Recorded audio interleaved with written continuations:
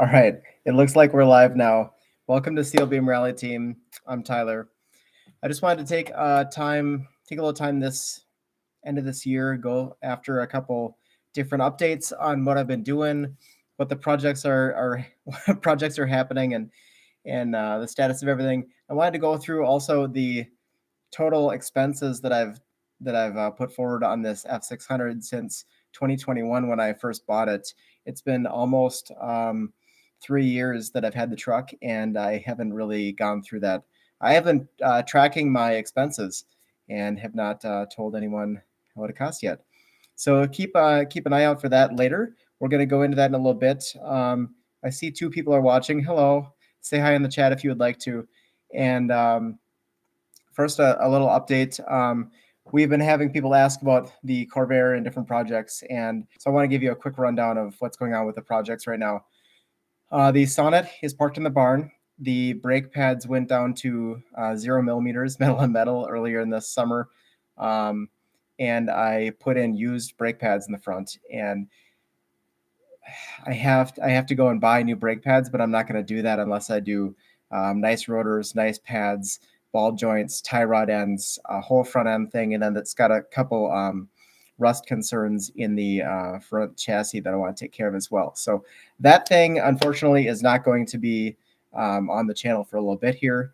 The Corvair is the #1 priority right now. So right now I'm putting together the shrouds for the Corvair engine, and I know everyone likes the Corvair, but I don't have the right clips. They take all these shrouds take these little tiny like sheet metal screws, and the sheet metal screws go into these little U clips, little body clips, the little black pressed metal ones. And if you don't have the right size U clips, you can't screw everything together. And I'm not going to start it and do all the work until I have the right clips. You just do it right and get it done. So those are on the way. I've ordered those from Clark's, and they should be in soon. I do have a cool announcement for next year, and I'll do a full video on the project later. But I approached Clark's Corvair Parts because they have been sponsoring my channel and my Corvair build for a little over a year now, and they've been very kind to help me out with parts discounts, and I help them. And what we're gonna do now in 2024 is this is awesome. So in 2023, I should back up a little bit. My friend Gavin from Red Hen Racing and I went and drove his 1985 Toyota Supra in the Press On Regardless Rally in Michigan, which is 2 days and several hundred miles of rough forest roads and staying exactly on time. And it was a huge adventure and super cool. We broke his control arm in half, or his trailing arm in half, and we had to trailer the car home broken. So my and our friend Ted Rurup drove his 1979 Datsun 280ZX S130 chassis out there, and he was the only guy in the vintage class or the historic class at the rally. There were probably like a dozen or 14 or something entries, different cars, and there was only one that was pre-1980. So our goal is to take the Corvair. I need to get the Corvair ready, and we're going to drive the Corvair at the 2024 Press On Regardless Rally in Northern Michigan. It's going to be an abusive, grueling, and difficult rally to do in a car that I have not driven yet. So Clark's is backing me on this. We're working together to get this car on the road, make everything reliable as it can be. And I'm going to test out how my car building skills actually work here, because I know I've gotten the Sonnet on the road. I drove that out as soon as I got on the road.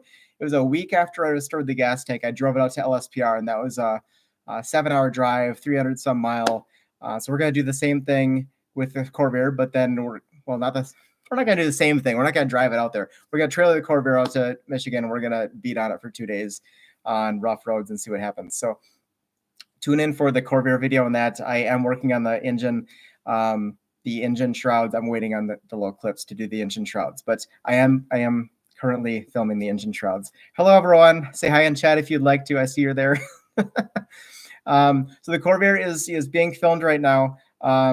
I'm currently struggling on the Volkswagen. I just did the master cylinder on that. It was a 2.5-hour book time job, and it took 4 hours.